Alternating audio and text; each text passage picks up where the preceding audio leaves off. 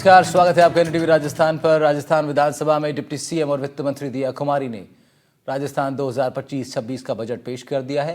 Budget को लेकर लोगों के मन में कई सवाल थे, लेकिन बजट आ चुका है तो बजट लोगों के मन को कितना भाया, ये लगातार एनडीटीवी लोगों की प्रतिक्रियाओं के माध्यम से आपको दिखा रहा है। लेकिन बजट आने के बाद लोगों के मन में एक सवाल है कि आखिर इस बजट से हमें मिला क्या है? क्या इस बजट से राजस्थान के लोगों को राहत मिली है? आसानी से समझने के लिए हमारे साथ एक्सपर्ट्स का पैनल जुड़ेगा, जिनसे बजट की बारीकियों को जानेंगे। लेकिन आपको मोटा मोटी इस बजट की बड़ी बातें पहले बता देते हैं। बजट में वित्त मंत्री दिया कुमारी ने युवाओं को रोजगार देने के लिए विवेकानंद रोजगार योजना के तहत 500 करोड़ रुपए खर्च करने की बात कही है। 1.25 लाख नए पदों पर सरकारी भर्तियों की बात सामने आई। बजट में किसानों के लिए कई अहम घोषणाएं हुई हैं। राज्य के कृषि और सिंचाई क्षेत्र में बड़ा बदलाव आने की उम्मीद इससे जताई जा रही है। इस बजट में किसानों की आय बढ़ाने, कृषि उत्पादन को प्रोत्साहित करने, सिंचाई सुविधाओं को बेहतर बनाने पर खास ध्यान दिया गया है। सीएम आरोग्य माह योजना के तहत लोग दूसरे राज्यों में फ्री में इलाज करवा सकेंगे। तो ये बजट की कुछ महत्वपूर्ण बातें थी। इन्हीं के साथ अब बढ़ते हैं आगे। सबसे पहले वित्त मंत्री दिया कुमारी और सीएम भजन लाल शर्मा के आज के बयान सुनवाते हैं आपको। नव स्थापित 8 जिलों में समस्त विभागों के जिला स्तरीय कार्यालयों की स्थापना एवं आधारभूत संरचना हेतु 1000 करोड़ रुपए का प्रावधान हमने रखा है। हमने ऐसा नहीं किया कि जिले बना दिए लेकिन उनको कोई पैसा आवंटित नहीं किया, बजट आवंटित नहीं किया। हमने जो जिले हैं नए, उनके लिए आवंटित भी किया है और हमने उनके लिए, अगर आप देखेंगे तो हमने कार्यालय भी उसमें खोलने का काम किया है।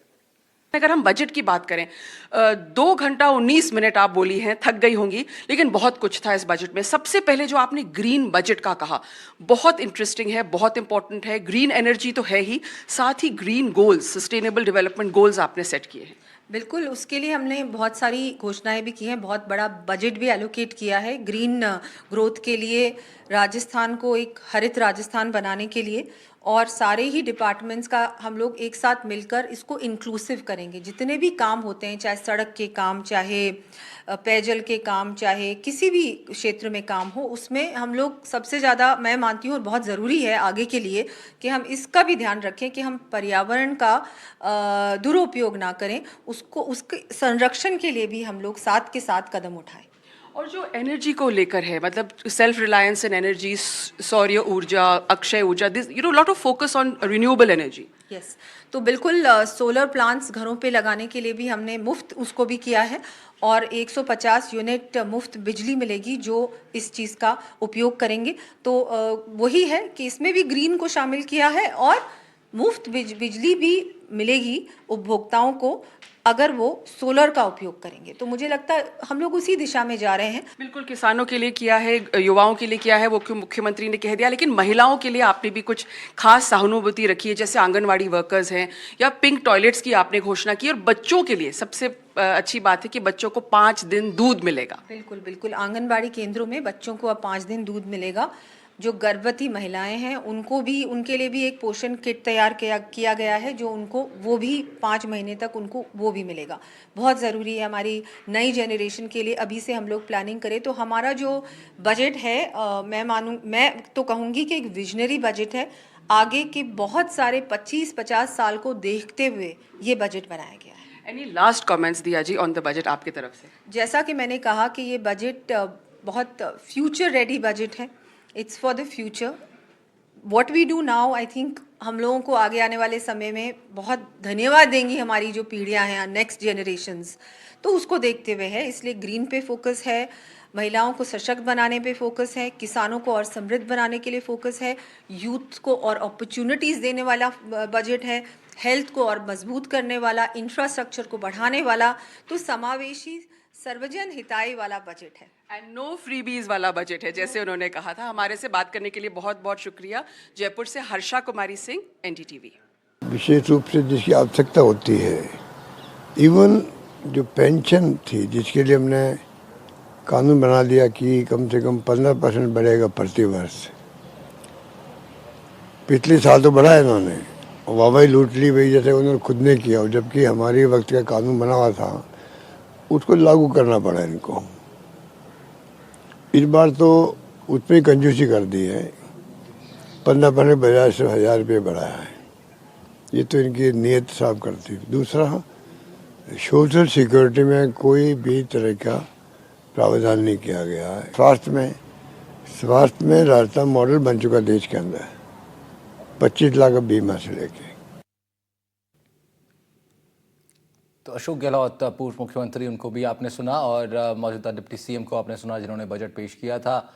तमाम अलग अलग राय हैं इसी को लेकर के, चर्चा भी करेंगे। अरविंद चोटिया साहब हमारे साथ जुड़ेंगे राजनीतिक विश्लेषक के नाते से, उनका भी रुख करते हैं। और भी कुछ खास पैनल हमारे साथ होगा जिसमें मैं सबसे पहले तारुफ करवाया था। अरविंद चोटिया साहब राजनीतिक विश्लेषक के नाते से जुड़ रहे हैं, साथ ही साथ डॉक्टर चेतन राज पुरोहित जी भारतीय जनता पार्टी के प्रवक्ता हैं, स्वागत है सर आपका भी। गोविंद पटेल साहब कांग्रेस का पक्ष रखेंगे, आपका भी स्वागत। और सुनील बंसल सोलर एसोसिएशन के आप अध्यक्ष हैं, बहुत बहुत स्वागत है आप सभी लोग का। सबसे पहले शुरुआत करते हैं सर, सोलर को लेकर के काफ़ी बातचीत हो रही है, मैं आऊँगा आपके पास, लेकिन मुझे लगता है सबसे पहले अरविंद चोटिया साहब के पास चलते हैं और एक न्यूट्रल राय जानते हैं, उसके बाद फिर बाकी पैनलिस्टों पर चलेंगे। अरविंद चोटिया साहब, सरकार का बजट सामने है, तमाम महत्वपूर्ण घोषणाएं, बीजेपी के तमाम बड़े नेता दावा कर रहे हैं कि ये बहुत विजनरी बजट है। डिप्टी सीएम कह रही हैं फ्यूचर को ध्यान में रखते हुए इस बजट को हम लोग लेकर के आए हैं। उनका तो ये भी कहना है कि आने वाली पीढ़ियां हमारा धन्यवाद करेंगी। मौजूदा पीढ़ी इस बजट को कैसे एनालाइज कर रही है? ये बजट अच्छा है, और क्योंकि दूसरा बजट है, पहले बजट में और दूसरे बजट के वजह थोड़ा टाइम कम है, तो उसके हिसाब से ये सभी वर्गों को एड्रेस किया गया है, खास तौर से युवाओं को, कि उनको 1,25,000 सरकारी नौकरियां और 1.5 लाख प्राइवेट नौकरी है, वो उनको देने का वादा किया गया है इस बजट में। तो उस लिहाज से युवाओं के लिए बजट अच्छा है, महिलाओं के लिहाज से बजट अच्छा है, क्योंकि वित्त मंत्री महिला है, तो ये पिंक टॉयलेट जैसे और कुछ इस तरह के कंसेप्ट भी हैं। और मैं समझता हूं कि जिस तरह से राइजिंग राजस्थान में इन्वेस्टमेंट का ये दावा किया जा रहा है कि हमारे 35 लाख करोड़ के एमओयू हुए और उसमें ज्यादातर धरातल पर उतर भी आए हैं, तो उस हिसाब से प्राइवेट सेक्टर में रोजगार की संभावनाएं इस बजट में ज्यादा होनी चाहिए थी, क्योंकि जो सरकारी नौकरियां हैं वो तो 4 लाख की इन्होंने घोषणा की हुई है कि हम 5 साल के अंदर देंगे, लेकिन जो एडिशनल जो नौकरियां हैं, एडिशनल जो रोजगार है, वो प्राइवेट सेक्टर से ही आएगा, और वो बड़ा बड़ा स्केल पे होना चाहिए, क्योंकि सबको सरकारी नौकरी शायद नहीं दी जा सकती, लेकिन प्राइवेट नौकरी, इसीलिए ये राइजिंग राजस्थान जैसे आयोजन किए जाते हैं। तो रोजगार सबसे बड़ा मुद्दा है, और उसके लिए जितना ज्यादा काम किया जाएगा उतना ही मैं कहूंगा कि बजट ज्यादा अच्छा होगा।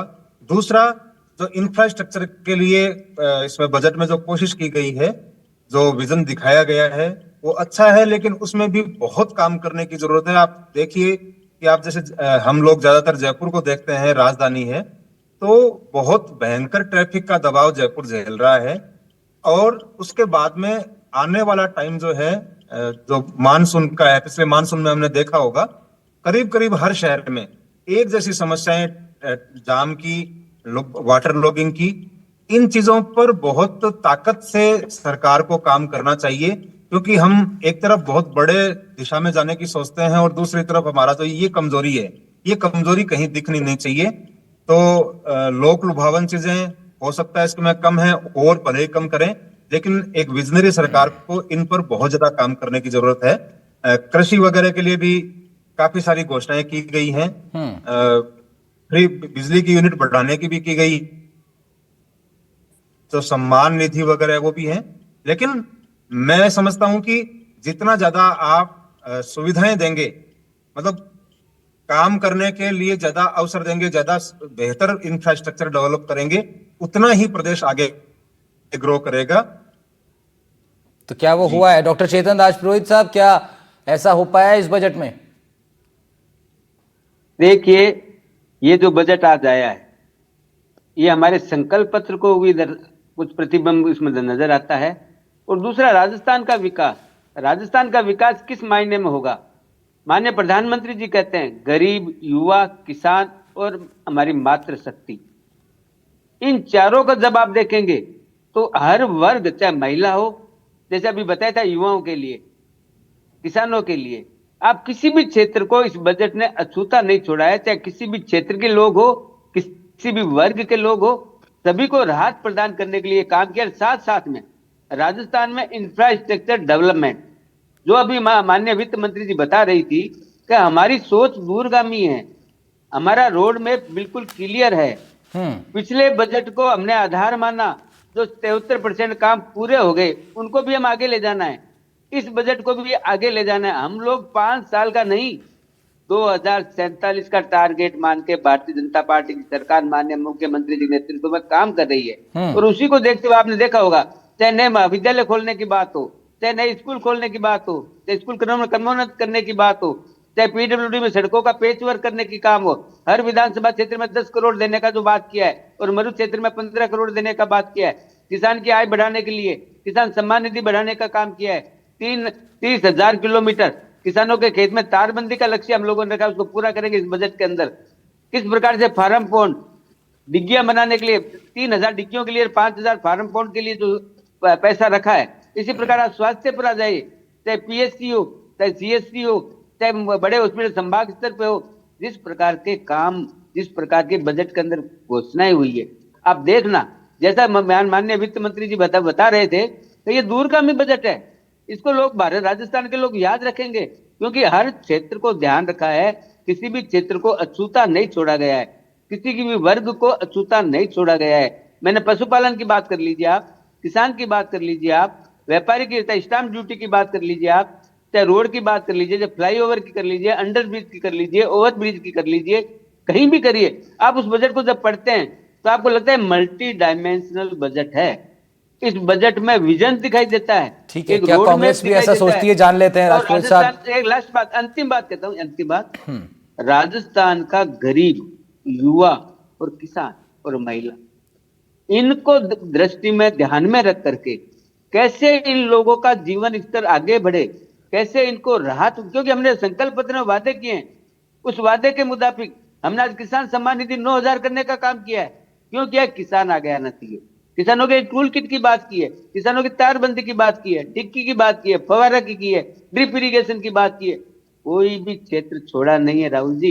ये सरकार है, ये भजनलाल जी के नेतृत्व की सरकार है, ये माननीय प्रधानमंत्री जी के विजन के ऊपर चलने वाली सरकार है।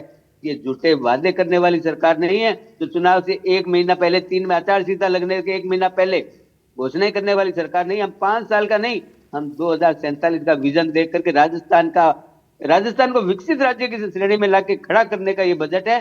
और मैं धन्यवाद करना चाहता हूं माननीय मुख्यमंत्री जी का, वित्त मंत्री जी का, कैसा शानदार बजट प्रस्तुत आज किया है कि राजस्थान की जनता के चेहरों पे हंसी है, चेहरे खिले हुए हैं, हर वर्ग अपने आप को मानता है कि मैं सरकार का हिस्सा हूं।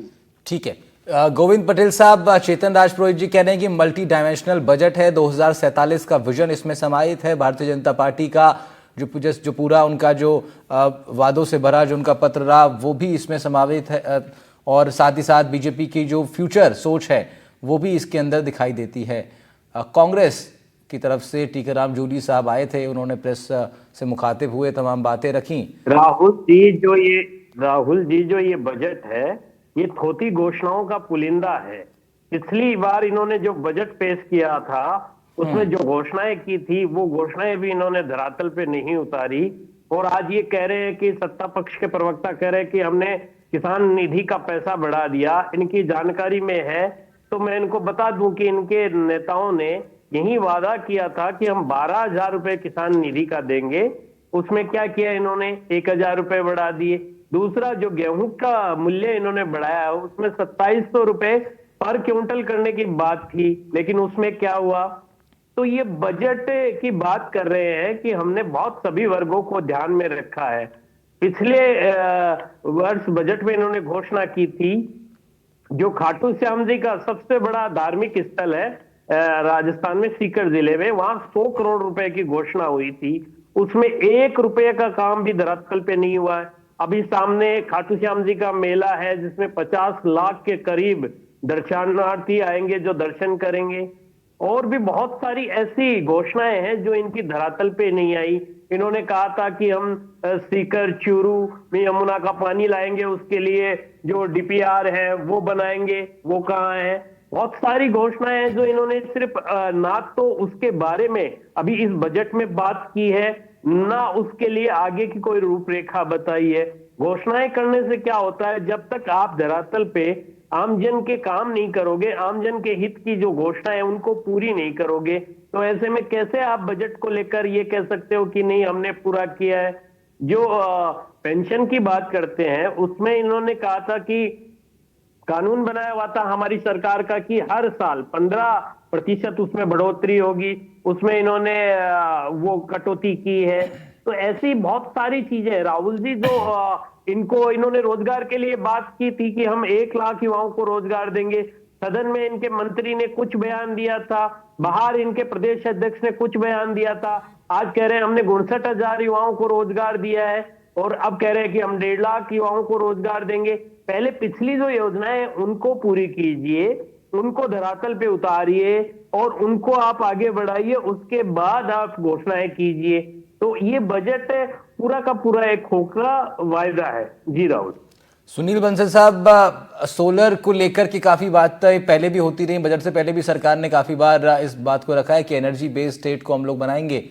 आज के बजट में सोलर के लिए और रिन्यूएबल एनर्जी के संबंध में क्या कुछ महत्वपूर्ण रहा है? काफी। ओम सूर्याय नमः जी। राजस्थान के लिए एक प्रायोरिटी है रिन्यूएबल एनर्जी, और उसी को देखते हुए एक ग्रीन बजट का अनाउंसमेंट डेफिनेटली राजस्थान की जो क्रेडिबिलिटी है उसको वर्ल्ड मैप पे एक नेक्स्ट लेवल पे लेके जाएगा। इसके लिए मैं हमारे आदरणीय मुख्यमंत्री जी भजनलाल जी शर्मा, आदरणीय फाइनेंस मिनिस्टर दिया कुमारी जी और हमारे एनर्जी मिनिस्टर नागर जी का तहे दिल से धन्यवाद देता हूं। इस इनिशिएटिव से पूरे वर्ल्ड में, पूरे इंडिया में राजस्थान का एक सोलर जनरेशन के लिए एक नेक्स्ट लेवल की जो पिक्चर उभर के आती है, उससे राजस्थान में एक बड़ा इन्वेस्टमेंट आने की उम्मीद बनती है। 3 चीजें इस बजट की खास है रिन्यूएबल एनर्जी को देखूं तो मैं, एक तो ग्रीन बजट अनाउंसमेंट किया, दूसरा 150 यूनिट 100 यूनिट्स इन्होंने अनाउंसमेंट करी है कि हर हाउस होल्ड को हम सोलर लगा के फ्री ऑफ कॉस्ट देंगे। इससे एम्पावरमेंट का एक मैसेज जाता है कि आपने एक आम आदमी को, एक लोअर मिडिल क्लास को आपने एक एम्पावरमेंट की बात करी है, और एक एमएसएमई को एक बड़ा बिजनेस वॉल्यूम राजस्थान में इससे मिलेगा ये। और तीसरा एक रिसर्च एंड डेवलपमेंट की बात करी है, एक नीड ऑफ आवर्स है कि जितना हम रिसर्च एंड डेवलपमेंट राजस्थान के अंदर इस सेक्टर में लेके आएंगे, राजस्थान अपने एक अच्छी तरह से प्लेस कर पाएगा। जो 2-3 चीजें हम लोगों ने बोली थी, मैं फिर उसको रिपीट करूंगा क्योंकि हमें आगे आने वाले टाइम को देखना है।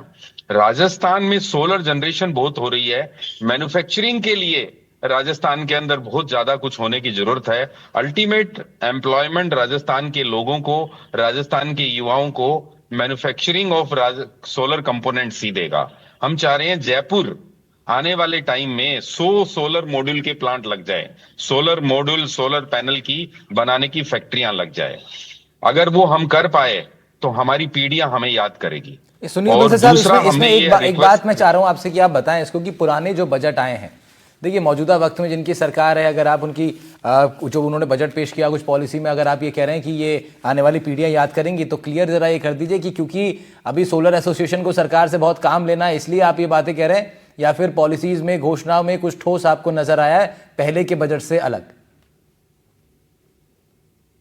पहले के बजट के बारे में आप देखिएगा कि पूरा बजट नहीं होने के बावजूद जो उसमें अनाउंसमेंट हुए थे, नहीं पिछली सरकारों के भी तो बजट आए हैं, पिछली सरकारों के बजट से मैं कह रहा हूं। पिछली सरकारों ने जो बजट किया सोलर में, ऑलमोस्ट वो सब लोगों ने उसको पूरा किया है, मैं ये कह सकता हूं। ठीक है, ठीक है। अरविंद जोटिया साहब, एक बात ये निकल के आई है, जब टीकाराम जूली भी प्रेस कॉन्फ्रेंस कर रहे थे, उन्होंने कहा कि भाई वादे तो बहुत सारे किए हैं, लोकलुभावन बजट अशोक गहलोत साहब ने भी बताया, लेकिन बजट की जो घोषणाएं होती हैं सर वो उस रूप में पूरी नहीं हो पाती हैं। इसको लेकर के आपका क्या सजेशन भी रहेगा सरकार को कि किस तरीके से इन तमाम घोषणाओं को कम से कम एक समय सीमा के अंदर कुछ ना कुछ शुरुआत करके एक धरातल पर उसको नजर आने लगे वो चीजें? देखिए, अगर हम बजट घोषणाओं की बात करें ना पूरी होने की, तो हम देखेंगे कि कहीं भी और कभी भी सारी बजट घोषणाएं पूरी नहीं हो पाती हैं, लेकिन वो परसेंटेज हो सकता है कि किसी भी रूप में कहीं पे 80% हो गई, कहीं पे 50% हो गई, 30% हो गई। कुछ लॉन्ग टर्म की चीजें होती हैं जो लंबे टाइम में, क्योंकि सरकार अभी दूसरा साल है सरकार का, तो हो सकता है वो एक बजट में घोषणा की हुई है वो कुछ साल ले पूरे होने में।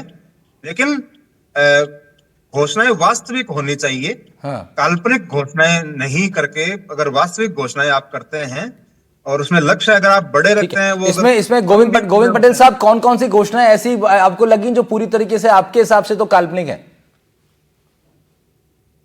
देखिए राहुल जी, घोषणाएं जो है इनकी सारी घोषणाएं काल्पनिक नजर आ रही है। इनमें आप एक चीज मुझे बता दीजिए कि पिछली जो घोषणाएं है उनमें मोटा मोटी आपको बता दूं कि जो बड़ी घोषणाएं थी उसमें हमारी सरकार ने 200 यूनिट बिजली के फ्री दिए थे। ये कह रहे हैं साहब हम 150 यूनिट फ्री देंगे, लेकिन 150 यूनिट में ये बता रहे हैं कि जिसके सोलर प्लांट लगा होगा उसको देंगे। गरीब व्यक्ति जो बिल जमा नहीं करा पाता है वो सोलर प्लांट कहां से लगाएगा? दूसरा, हमारी सरकार ने 2000 यूनिट किसानों को फ्री दिया था, उसके बारे में ये सरकार बोल नहीं रही है कि 2000 यूनिट का हमने क्या किया क्या नहीं किया, किसानों के लिए क्या करेंगे। ठीक दूसरा, ये है, चेतन राजपुरोहित साहब जवाब देंगे, समय बहुत कम है सर। चेतन जी, एक तो उसमें भी गोविंद पटेल साहब की अनुराग बात का जवाब, और दूसरा ये फिर आप जवाब दीजिए, पहले फिर मैं लास्ट सवाल पूछूंगा आपसे। जी चेतन जी। कांग्रेस के प्रवक्ता महोदय से यही मेरे को उम्मीद थी कि रचनात्मक विपक्ष की भूमिका कांग्रेस कभी नहीं निभाती है। अच्छी बात को अच्छी कहे, सरकार को सजेशन दे, कोई दिक्कत नहीं है, लेकिन मैं मुद्दा के क्षेत्र की बात चेतन जी, समय से 20 सेकंड है मेरे पास। मैं आपसे ये पूछ रहा हूं, इस बजट के अंदर कुछ ऐसा भी है जो रह गया है? बिल्कुल, जो सुझाव अभी उसके बजट के बाद में जब माननीय वित्त मंत्री जी अपना जवाब देगी उस समय और नई चीजें आएगी, हमेशा आती है। लेकिन हमारा उद्देश्य क्या है? हमारा उद्देश्य राजस्थान को विकसित राजस्थान बनाना, राजस्थान की जनता को राहत प्रदान करना, हमने जो वादे किए हैं संकल्प उनको पूरा करना। और ये बात करें पिछली वो बजट का 73% हमने पूरा कर दिया है, और बजट एक सतत प्रक्रिया विकास की, इसके अंदर लगातार काम चलता रहता है। आज एक सड़क बन रही है, कल अगले साल पूरी हो जाएगी 4 महीने के बाद में। इसका मतलब ये नहीं सड़क के काम। ठीक है, उम्मीद इसी बात की है कि तमाम जो घोषणाएं हुई हैं उन पर बहुत तेजी से काम होगा। फिलहाल चेतन राजपुरोहित साहब, शुक्रिया आपका, और कांग्रेस तरफ से गोविंद पटेल साहब जुड़े थे, बहुत शुक्रिया आपका भी, और साथ साथ अरविंद चोटिया साहब, बहुत शुक्रिया आपके एक्सपर्ट कमेंट्स के लिए। तो हमारे चारों गेस्ट थे, साथ ही साथ सुनील बंसल साहब भी थे, अध्यक्ष सोलर एसोसिएशन के। उनके हिसाब से तो ये बजट काफ़ी विजनरी बजट है एनर्जी के हिसाब से। फिलहाल इतना ही, अन्य सभी खबरों के लिए आप देखते रहिए NTV राजस्थान। नमस्कार।